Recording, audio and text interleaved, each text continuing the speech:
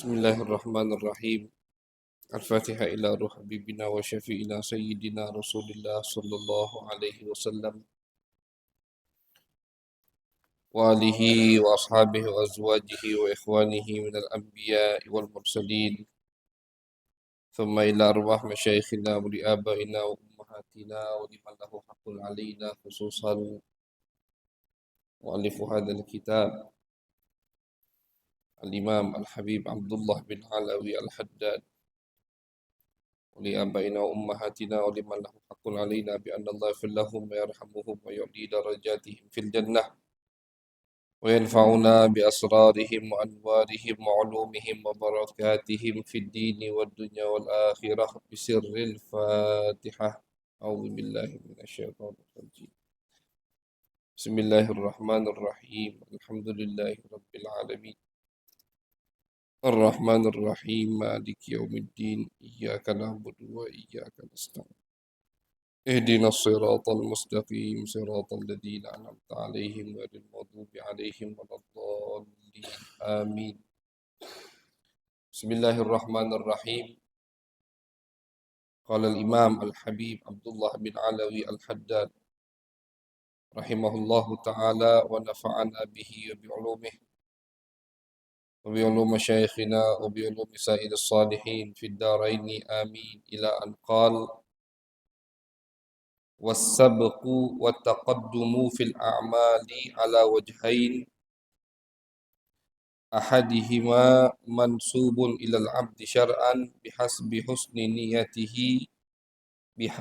حسن نيته وقصده وكمال معرفته، وإلى الله سبحانه حقيقة حيث وفقه ويسره لحسن النية وكمالها وغاية صلاحها وقوة رغبته في الخير وفي رضاء الله حتى كملت بسبب ذلك.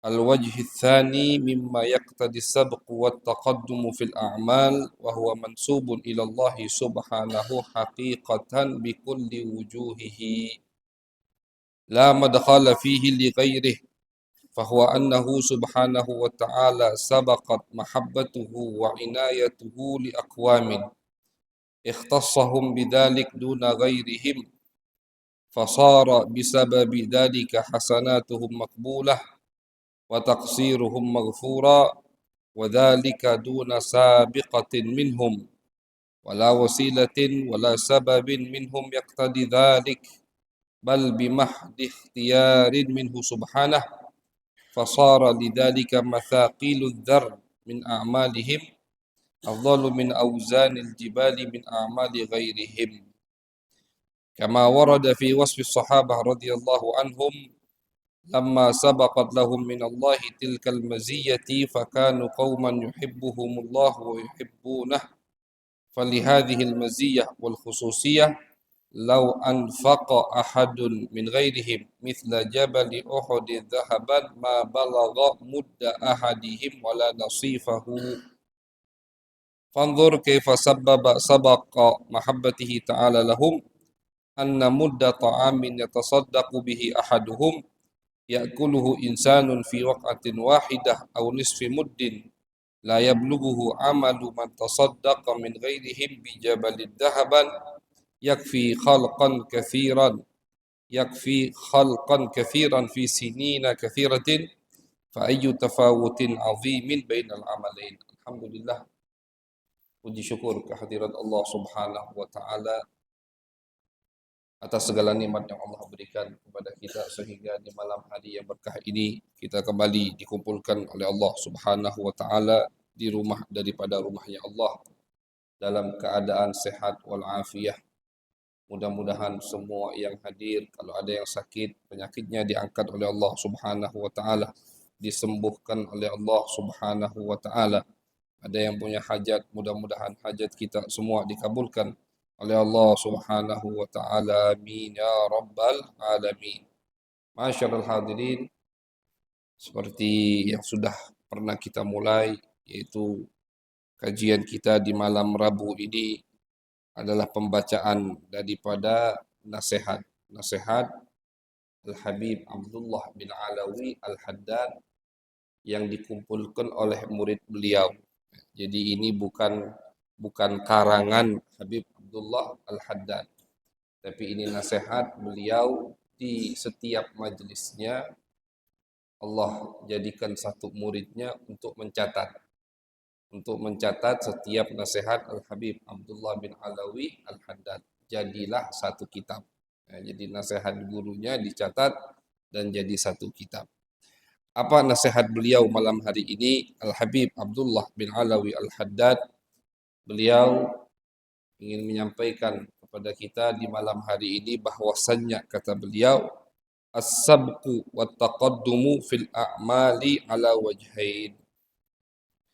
Ketika kita beramal, amal baik, kita beribadah. Tadi kita alhamdulillah sudah melaksanakan sholat maghrib secara berjamaah. Itu amal. Dan setelahnya kita lanjutkan dengan zikir. Kemudian sholat sunnah. Kita menghidupkan waktu antara maghrib dan isya dengan niat iktikaf di masjid sambil mendengarkan nasihat-nasihat orang-orang hebat seperti Al-Habib Abdullah bin Alawi Al-Haddad. Sampai nanti masuk waktu isya, kita sholat juga insya Allah berjamaah. Nah, ini semua amal ibadah, amal baik. Kata beliau, ketika kita beramal, amal baik, was-asabqu wa taqaddumu fil a'mal ala wajhain, itu mengandung dua makna atau memiliki dua makna amal kita itu. Yang pertama, mansubun ilal abdi syar'an, wa tsani mansubun ilallahi haqiqatan. Ketika kita beramal, maka makna yang pertama dari amal kita yaitu adalah amal tadi dinisbatkan kepada kita. Kita habis sholat, kita mengatakan shallaina, kami sudah sholat. Siapa yang sholat? Kita. Yang sholat kita. Kita habis bersedekah. Siapa yang bersedekah ini? Kita. Jadi ketika seseorang beramal, yang pertama bisa dinisbatkan amal tersebut kepada hamba yang barusan beramal. Itu kata beliau. Kita sholat, sudah sholat. Kita zikir, sudah zikir. Kita sudah bersedekah. Sekarang kita lagi menuntut ilmu. Kita. Nah, ini kita menisbatkan amal itu kepada diri kita. Itu yang pertama. Dan ini kata beliau bukan hakikatnya. Bukan yang sebetulnya. Bukan hakikatnya. Ketika kita sholat, itu hakikatnya yang sholat hakikatnya kita. Tapi yang punya pekerjaan sholat tersebut, hakikatnya adalah Allah Subhanahu wa Ta'ala. Mungkin bapak-bapak agak bingung ini, apa dia maksudnya ini? Inilah ilmu mereka. Jadi mereka itu ketika beribadah, mereka merasakan ibadah ini bukan milikku, tapi ibadah ini milik Allah Subhanahu wa Ta'ala. Mereka para ulama aulia ketika beribadah, kenapa? Kadang-kadang kita heran, kok bisa ya orang-orang dulu itu mereka beribadah, ibadah mereka getol, ibadah mereka luar biasa, ibadah mereka itu sampai-sampai ada salah seorang penyair mengatakan, ya abidal haramain, lau absartana lawajadta annaka fil ibadati tal'abu. Kalau kalian tahu bagaimana ibadah kami, maka kalian akan yakin bahwasannya ibadah kalian itu main-main. Ibadah kita ini kalau dibandingkan dengan ibadah orang-orang dulu itu seperti main-main. Kita udah usaha untuk khusyuk, kita udah usaha untuk sempurna, tapi kalau dinisbatkan kepada orang dulu, ibadah kita main-main. Hebat ibadah mereka. Makmurah, waktu mereka itu penuh dengan ibadah kepada Allah. Nggak ada waktu yang kosong. Eh, orang-orang dulu itu nggak ada waktu yang kosong.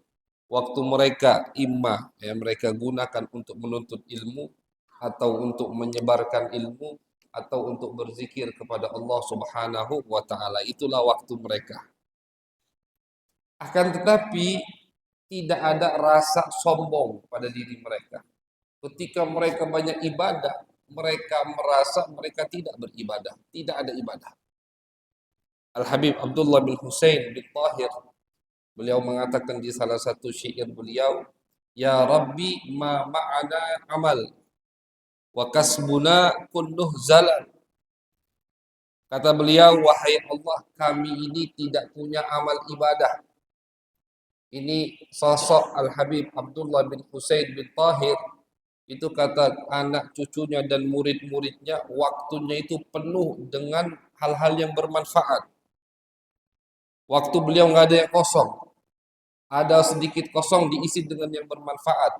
Bahkan diriwayatkan ketika Habib Abdullah bin Husain bin Tahir itu di masa belajarnya, beliau belajar bersama saudaranya yang bernama Tahir, kakak adik ini, Abdullah dan Tahir. Itu saking mereka tidak mau ada waktu hilang sia-sia, ketika waktu makan pun mereka isi dengan untuk menuntut ilmu. Waktu makan. Bagaimana caranya? Mereka makan gantian. Ketika si kakak Abdullah makan, yang adik Tohir tidak makan. Ngapain dia tidak makan? Baca kitab. Yang adik baca kitab, yang kakak makan. Kakaknya dengeri. Habis itu gantian. Yang kakak baca kitab, yang adik makan.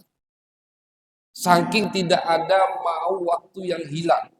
Jadi waktu makan pun mereka jadikan gantian sehingga bisa diisi dengan mendengarkan ilmu agama. Orang yang seperti ini di masa tuanya mengatakan bermunajat kepada Allah, "Ya Allah, kami ini nggak punya amal." Jadi bayangkan, orang sehebat itu mengatakan kepada Allah, "Kami nggak punya amal, ya Allah." Kenapa mereka bisa merasakan hal seperti itu? Ini karena yang seperti dikatakan oleh Al-Habib Abdullah bin Alawi Al-Haddad. Ketika kita beramal, yang pertama, amal kita bisa dinisbatkan kepada kita, akan tetapi ini bukan hakikatnya. Ini yang banyak menipu kita, banyak menipu kita, bahkan inilah yang menipu iblis. Ketika iblis mengatakan kepada Allah, "Ana khairun minhu." Aku lebih baik dari Adam, ya Allah. Kenapa iblis bisa sampai mengatakan hal seperti itu? Karena iblis hanya melihat amal itu dinisbatkan kepada dirinya. Aku lebih alim, aku lebih hebat, aku lebih lama sudah kau ciptakan, aku lebih ahli ibadah. Nah, banyak mengatakan aku.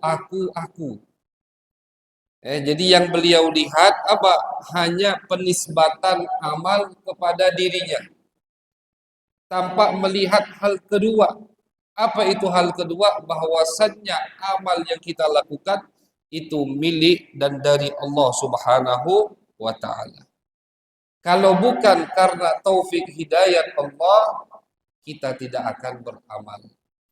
Makanya Al-Habib Abdullah bin Alawi Al-Haddad, beliau di dalam nasihat malam hari ini mengatakan, ketika kita beramal, yang pertama, amal tadi bisa dinisbatkan kepada diri kita, tapi hati-hati, itu bukan hakikatnya.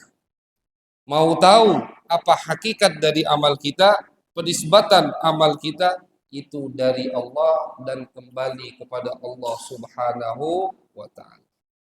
Kalau bukan karena taufik hidayat Allah, kita tidak akan beramal. Makanya diceritakan kan oleh Nabi besar Muhammad SAW. Itu kata Nabi, nanti di hari kiamat ada satu orang dari Bani Israel. Ini sudah ibadah 500 tahun. Bayangkan, ini orang ibadah 500 tahun. Ketika dihisab sama Allah Subhanahu wa taala, Allah katakan kepada malaikat, adkhiluhu aljannata birahmati. Wahai malaikat-malaikatku, masukkan orang ini ke surga dengan rahmatku. Orang ini protes, eh merasa kurang puas. Ya Allah, bal bi amali. Aku ini ibadah lama ya Allah, 500 tahun. Kenapa aku tidak pantas masuk surga dengan amalku? Apa jawab Allah Subhanahu wa taala? Nah, ini mau hitung-hitungan, mau hitung-hitungan. Kata Allah, kalau begitu wahai hambaku, aku akan timbang 500 tahun amalmu dengan satu nikmat yang aku berikan kepadamu. Ditimbanglah nikmat sebelah mata, bukan dua-duanya, bukan mata dua-duanya, bukan sikok mata. Sikok mata diambil sama Allah, ditimbang dengan ibadah 500 tahun. Ternyata lebih berat nikmat satu mata daripada amalan 500 tahun. Lebih berat nikmat satu mata daripada amal 500 tahun.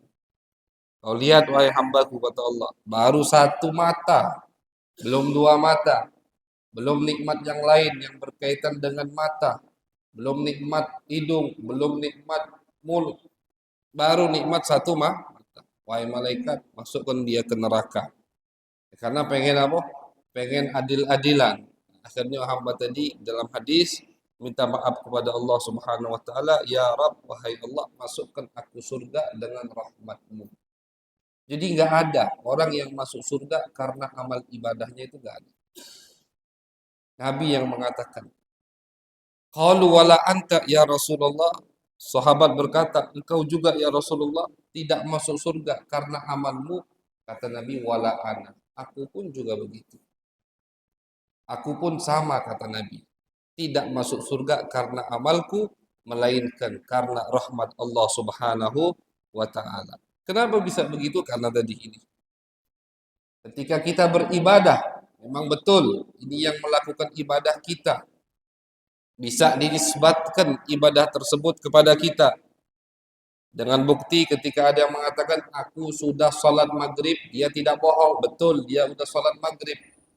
Tapi jangan tertipu dengan penisbatan amal kepada diri kita, karena hakikatnya amal itu hanya dari Allah dan kembali kepada Allah Subhanahu wa taala. Kalau Allah tidak mau kita untuk ibadah, maka kita tidak akan gampang melangkahkan kaki untuk ke masjid. Banyak orang yang lebih kuat dari kita. Banyak mungkin orang yang lebih mampu dari kita. Banyak orang yang mungkin punya kelebihan melebihi kita. Tapi Allah tidak inginkan dia untuk beribadah. Allah tidak inginkan dia untuk menyembah Allah Subhanahu wa taala. Bahkan ulama mengatakan, kadang ketika ada hamba yang sudah yang sudah terlena dengan kehidupan yang yang menipu ini, kehidupan dunia, seperti layangan misalkan, udah ke bawah angin. Itu kadang sama Allah ditarik.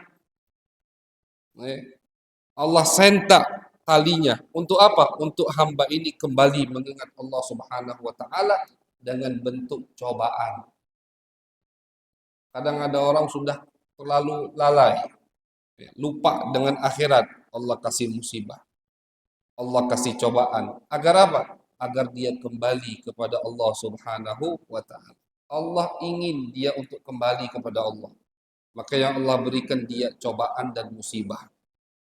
Tapi kalau hamba yang tidak Allah inginkan untuk kembali kepada Allah, tidak Allah berikan dia cobaan, tidak Allah berikan dia musibah, sehingga dia hidup di dalam kelalaiannya sampai ajal datang menjemputnya. Na'udzubillah min dzalik.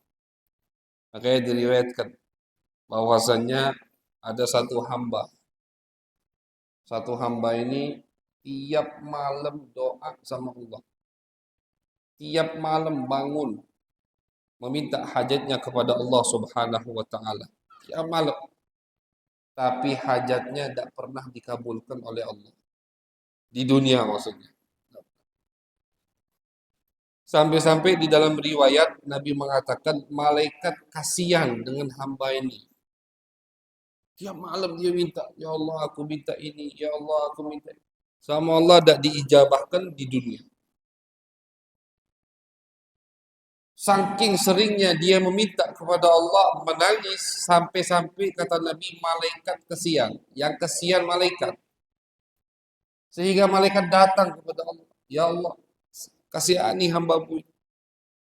Tiap malam dia meminta, ya Allah, punya hajat. Tapi kenapa engkau tidak kabulkan ya Allah? Apa jawab Allah Subhanahu wa taala? Biarkan wahai malaikatku. Li'anni uhibbu an asma'a sautahu. Karena aku senang dengar suaranya kata Allah. Karena Allah senang dengar suaranya sehingga hajat yang dia mintakan di setiap malamnya itu tidak diijabah sama Allah di dunia. Kenapa? Biar dia tiap malam tahajud. Biar dia tiap malam menangis di sajadahnya. Biar dia tiap malam mengangkat tangannya dan mengatakan ya Allah, ya Allah, ya Allah. Allah senang dengar suaranya. Jadi sengaja. Misalkan dia punya hajat dan dikabulkan di dunia sama Allah. Dia punya musibah dan diangkat sama Allah. Kenapa? Allah pengen dengar terus suara. Sedangkan ada hamba satu lagi kata Nabi, baru sekali doa langsung dikabulkan hajatnya. Baru minta dikit kabulkan hajat. Baru beramal baik dapat ganjaran langsung nyata dan apa? Kelihatan dengan mata.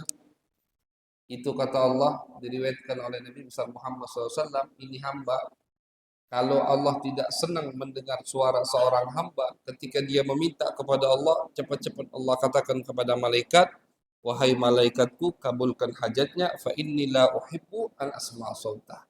Karena aku nggak suka dengar suaranya. Jadi apa namanya? Penilaian.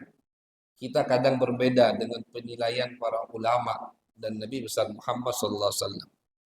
Mungkin selama ini kita mengira kalau ada orang berdoa sedikit langsung dikabulkan sama Allah, oh ini wali ini wali, ini amalnya baik. Kalau kita melihat orang hidupnya nikmat, oh ini orang berkah hidupnya. Tidak mesti seperti itu. Kita melihat orang hidupnya enak, oh ini orang-orang baik, tidak mesti. Karena kalau kita menilai atau penilaian orang itu baik atau tidak dikarenakan dunianya, maka pasti orang yang paling nikmat hidup di dunia ini adalah Nabi besar Muhammad sallallahu alaihi wasallam. Jadi jangan menilai dari dunia. Jangan menilai dari hal yang fana. Karena kalau penilaian itu melalui dunia dan kehidupan yang fana, pasti orang yang paling nikmat hidup di dunia ini adalah Nabi kita Nabi besar Muhammad sallallahu alaihi wasallam, tapi kebalikannya kan tidak. Lihat hidupnya Nabi besar Muhammad sallallahu alaihi wasallam. Jadi ma'asyiral hadirin, kembali kita ke nasihat Al-Habib Abdullah bin Alawi Al-Haddad.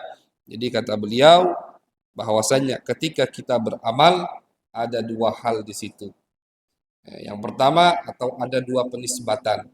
Yang pertama, amal tersebut dinisbatkan kepada kita, tapi jangan tertipu karena hakikatnya amal itu nisbatnya hanya kepada Allah Subhanahu wa taala. Hal seperti ini kami bawa kitab Al-Hikam karya Imam Ibn Athaillah. Hal seperti ini juga disampaikan oleh Al-Imam Ibnu Athaillah As-Sakandari. Beliau di dalam kitab Hikam beliau mengatakan bahwasannya termasuk nikmat dari Allah yaitu apa? Ketika kalian beramal, amal tersebut bisa dinisbatkan kepada kalian. Apa kata beliau? Idza arada an yuzhira fadlahu 'alaika khalaqat ta'ah wa nasabaha ilaika. Kata beliau, kalau Allah ingin memuliakan seorang hamba, maka Allah akan jadikan hamba tersebut beramal dan amal itu bisa dinisbatkan kepada hamba tersebut. Oh, kita tadi sudah sholat. Oh, kita lagi menuntut ilmu. Kita menisbatkan sholat, kita menisbatkan nuntut ilmu kepada diri kita, ini adalah nikmat besar dari Allah Subhanahu wa Ta'ala. Karena sesungguhnya amalan tersebut hanya dari Allah Subhanahu wa Ta'ala. Kemudian beliau juga mengatakan, Al-Imam Ibnu Athaillah, jadi ibarat atau nasihat mereka itu mirip. Nasihat para ulama, para aulia itu mirip-mirip, cuman kadang beda kata saja, kadang beda sedikit contohnya, kadang beda sedikit tempatnya. Cuman nasihat para ulama, para aulia sama. Kenapa? Karena mereka bersumber dari sumber yang sama, yaitu Nabi besar Muhammad sallallahu alaihi wasallam. Ibaratuhum syatta wa husnuka wahidu. Ibarat mereka, nasihat mereka kadang berbeda-beda tapi tujuannya sama. Di sini beda, sama. Nasihat Habib Abdullah bin Alawi Al-Haddad dan nasihat Al-Imam Ibnu Athaillah dalam kitab hikam beliau sama. Jadi kata beliau, ketika Allah ingin memuliakan seorang hamba, Allah ciptakan amal ibadah dan Allah nisbatkan amal ibadah tersebut kepada hamba yang barusan beramal. Ini nikmat yang besar kata beliau dari Allah Subhanahu wa Ta'ala. Jadi harus kita syukuri ketika kita beramal dan amal tadi Allah nisbatkan kepada kita. Di tempat lain beliau mengatakan, akramaka bi karamatin salas. Kata beliau, ketika kita beramal, ketika kita berzikir kepada Allah, ketika kita salat menyembah Allah Subhanahu wa Ta'ala, ketika kita membaca Al-Qur'an, ketika kita beramal amal semua yang baik, akramaka bi karamatin salas. Kata beliau, Allah telah memuliakan kalian dengan 3 kemuliaan. Yang pertama, ja'alaka dzakiran lahu. Kemuliaan yang pertama, ketika kita beribadah kepada Allah, Allah menjadikan kita orang yang ibadah menyembah Allah Subhanahu wa Ta'ala. Allah jadikan kita orang yang bisa berzikir kepada Allah. Dzakiran lahu. Jadi kadang kita ini, karena kita masih penuh, hati kita penuh hijab, mata kita masih kotor. Kadang kita menganggap sholat itu hal yang sepele. Kadang ketika kita membaca Al-Quran dan kita merasa khusyuk dalam pembacaan Al-Quran kita, itu kita merasa itu hal yang sepele. Padahal kata beliau, Al-Imam Ibnu Athaillah, itu adalah nikmat yang besar dari Allah Subhanahu wa Ta'ala. Allah jadikan kamu hamba yang pantas untuk menyebut namanya. Bayangkan, lidah kita yang kotor ini masih banyak maksiat, itu bisa untuk menyebut Allahu Akbar. Masih bisa untuk beristighfar kepada Allah. Ini nikmat dari Allah. Makanya ketika seorang wali, ada seorang wali kalau tidak salah, Dhunnun Al-Misri atau Hatim Al-Asab, beliau masuk pasar. Pas beliau masuk pasar, beliau melihat ada orang yang tinggal di pinggir pasar, pinggir jalan. Orang ini tidak punya kaki lagi, tidak punya tempat tinggal, tinggalnya di pasar, pinggir jalan. Dan mulutnya itu komat kamit terus. Sama seorang wali ini didengari apa zikirnya. Apa zikirnya? Alhamdulillah, Alhamdulillah, Alhamdulillah. Pas ditanya, kenapa kau zikir Alhamdulillah ini? Bersyukur kepada Allah. Apa nikmat Allah yang ada padamu? Aku tidak melihat ada nikmat Allah yang kau miliki. Tempat tinggal kati, badan ada yang tidak sempurna. Makan juga tidak. Apa kata dia? Alhamdulillah alladzi ja'ala lisani dzakira. Syukur kepada Allah karena Allah menjadikan lidahku bisa menyebut Allah Subhanahu wa Ta'ala. Jadi ini termasuk kemuliaan yang Allah berikan kepada kita ketika lidah kita enteng untuk berzikir kepada Allah. Ketika kita gampang untuk beribadah kepada Allah. Itu yang pertama kata beliau. Kemudian yang kedua, walaula fadluhu lam takun ahlan li jarayani dzikrihi alaik. Kata beliau, Nikmat yang pertama tadi, kita dijadikan orang yang bisa berzikir kepada Allah, beribadah kepada Allah. Kalau bukan karena nikmat Allah, maka kalian tidak pantas untuk berzikir menyebut nama Allah Subhanahu wa taala. Yang kedua, wa ja'alaka madhkuran bihi. Yang kedua, ketika kita berzikir kepada Allah, ketika kita beribadah kepada Allah, yang mana ini nikmat dari Allah, sudah ini nikmat dari Allah, bisa kata beliau kita nisbatkan amal ini kepada diri kita. Kita kalau melihat orang lagi zikir, oh Masya Allah, dia ini banyak berzikir.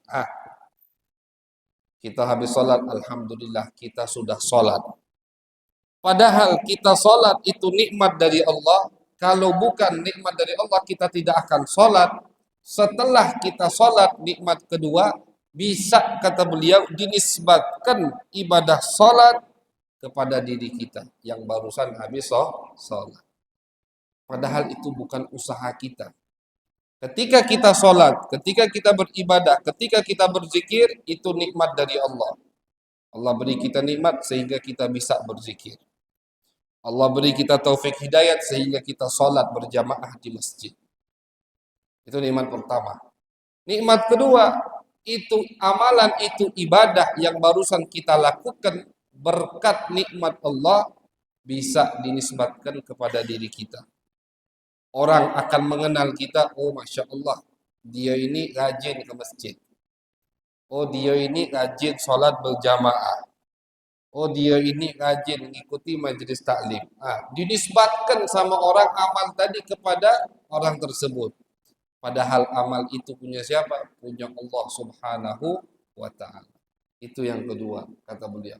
Kemudian yang ketiga, wa ja'alaka madhkuran indahu fatammama nikmatahu 'alaika. Yang ketiga, ketika kita yang pertama tadi kita sudah berzikir, beribadah karena keinginan Allah, taufik hidayat Allah. Kemudian yang kedua, nikmat kedua, ketika kita sudah beribadah, dinisbatkan ibadah tadi kepada kita. Yang ketiga, ada balasan dari Allah. Ketika kita sudah beribadah, ketika kita sudah berzikir kepada Allah, dibalas. Allah akan menyebut kita di tempat dan di depan makhluk yang lebih mulia dari kita. Apa kata Allah Subhanahu wa taala dalam hadis qudsi? Wa in dzakarani fi mala'in dzakartuhu fi mala'in khairin minhu. Wa in dzakarani fi nafsi dzakartuhu fi nafsi. Kalau ada yang menyebut namaku, berzikir kepadaku sendirian, maka aku akan sebut namanya. Itu kata Allah Subhanahu wa taala. Jadi ketika kita menyebut nama Allah, itu ternyata Allah juga menyebut nama kita. Kita sebut Allah, Allah misalkan. Atau subhanallah, alhamdulillah, atau astaghfirullah. Itu jangan dianggap enteng. Jangan dianggap remeh. Kenapa? Karena langsung seketika, otomatis dengan kita menyebut nama Allah, Allah juga sebut nama kita. Allah menyebut nama kita. Allah ingat kita. Dan ketika kita menyebut nama Allah di depan banyak manusia, artinya zikir berjamaah, maka Allah akan juga menyebut nama kita di depan makhluk khairin minhu, yang mana makhluk ini lebih mulia dari kita. Jadi tiga nikmat yang sangat luar biasa yang dikatakan oleh Al-Imam Ibnu Athaillah yang Allah berikan kepada kita. Jadi kalau kita tahu nikmat ini, masyaallah hadirin, paling tidak ketika kita beramal, kita tidak akan merasa kita hebat. Gitu. Kenapa kita nggak sudah hebat? Karena kita tahu ini nikmat dari Allah Subhanahu wa Ta'ala. La haula wa la quwwata illa billah. Ulama mengatakan semua kitab tasawuf ini, Ihya, karya Habib Abdullah Al-Haddad, karya Imam Ibnu Athaillah, karya Imam Ghazali, itu semua kalau ingin kita kumpulkan, kita ringkas jadi satu kalimat, maka akan keluarlah kalimat la haula wala quwata illa billah. Mereka ingin kita punya Mereka ingin kita merasakan dalam diri kita kalimat tersebut. La haula wa la quwata illa billah. Apa artinya? Tidak ada kekuatan untuk taat kepada Allah dan tidak ada kekuatan untuk tidak maksiat kepada Allah kecuali dengan kekuatan Allah Subhanahu wa taala. Ketika kita salat, ini taat ibadah kepada Allah, kita merasa ini kekuatan milik Allah Subhanahu. Ketika kita tidak maksiat, kita mencegah diri kita tidak maksiat, ya, kita harus merasa ini kekuatan milik Allah Subhanahu wa taala. Seorang hamba di dalam hidupnya dia menekankan, dia menerapkan arti dari la haula wa la quwata illa billah ini, maka dijamin ibadahnya tidak akan membuat dirinya sombong. Amal baiknya walaupun segunung itu tidak akan membuat dirinya sombong. Kenapa? Karena dia yakin ini dari Allah Subhanahu wa taala. Ini milik Allah Subhanahu wa taala. Ini apa namanya? Ini karunia murni dari Allah Subhanahu wa taala. Diceritakan Syekh Abdul Qadir Al-Jilani. Suatu hari beliau Syekh Abdul Qadir Al-Jilani, siapa yang tidak kenal dengan Al-Jilani? Luar biasa. Walaupun sekarang banyak orang-orang yang tidak tahu malu di YouTube itu banyak mengkritiki Syekh Abdul Qadir itu katik gawi. Wong zaman sekarang tapi ngkritiki ulama-ulama yang sudah lama itu wong katik gawinya nambahi dosa. Dosa. Yang dia kritiki pertama wali Allah, yang dia kritiki kedua wong yang sudah meninggal. Kalau kita ngkritiki wong yang masih ada, paling tidak kita bisa minta maaf.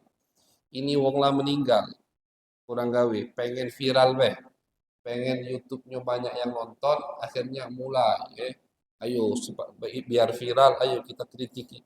Syekh Abdul Qadir Al-Jilani, seorang yang terkenal dengan kearifannya, dengan kewaliannya, dengan keilmuannya. Beliau ini bukan orang biasa, alim.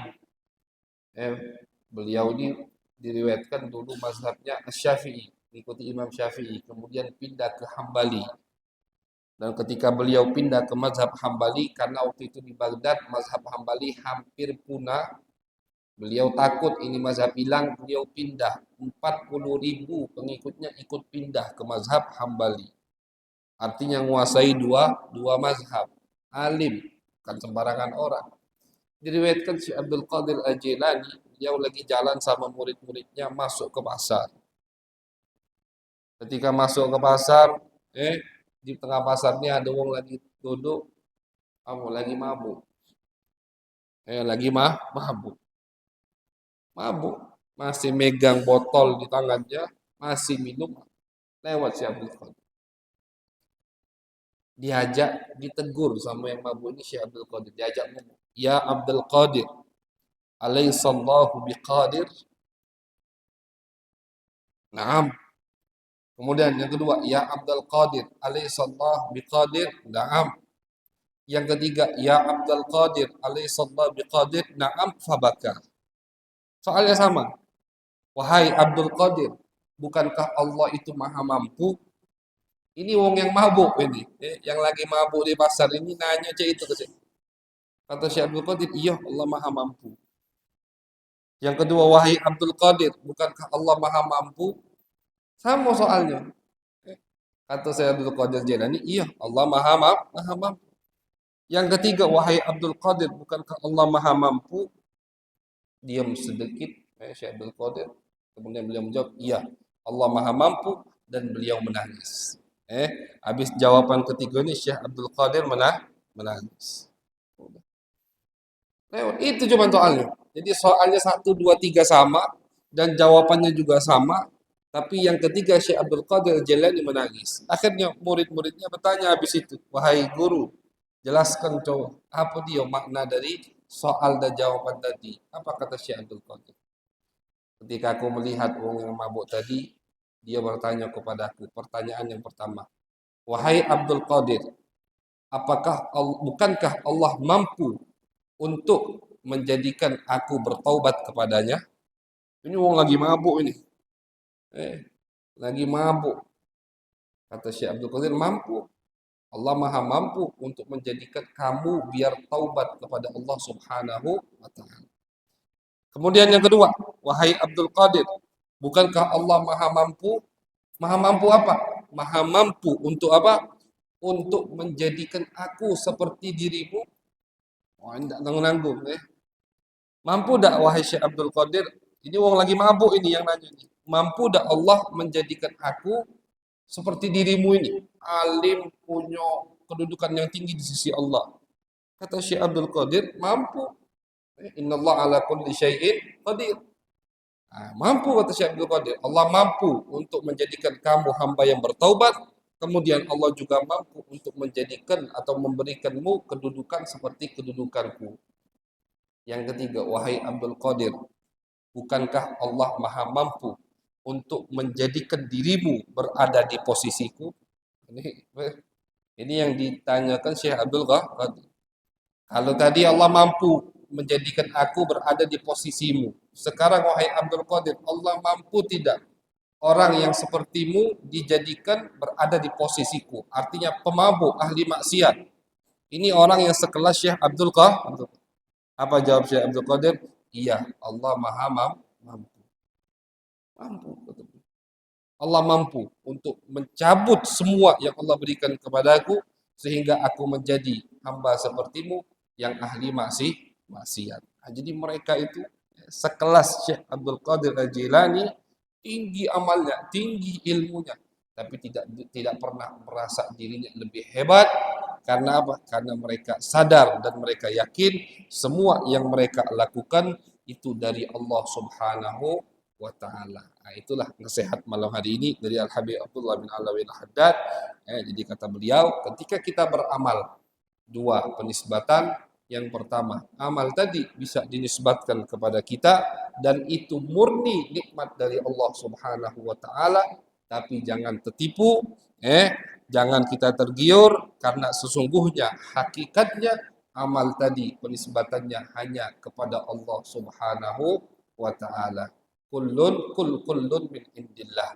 Allah katakan, wahai Muhammad, katakan kepada umatmu bahwasanya semua milik Allah dan dari Allah Subhanahu wa taala. Mudah-mudahan kita bisa mengamalkan apa yang kita dengarkan.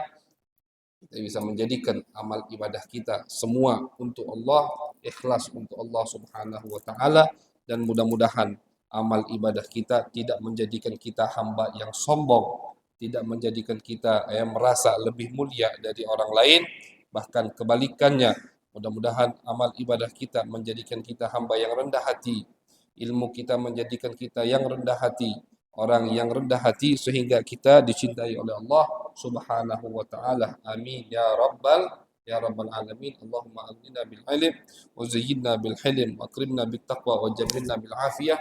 Allahumma ij'al jam'ana hadha jam'an marhuma tafarruqana min ba'dihi tafarruqan ma'suma wa la taj'al fina wa la ma'ana wa la ilaina syaqiyan wa la mahruma. ربنا تقبل منا إنك أنت السميع العليم تب علينا إنك أنت التواب الرحيم وصلى الله على سيدنا محمد وعلى آله وصحبه وبارك وسلم والحمد لله رب العالمين والسلام عليكم ورحمة الله وبركاته.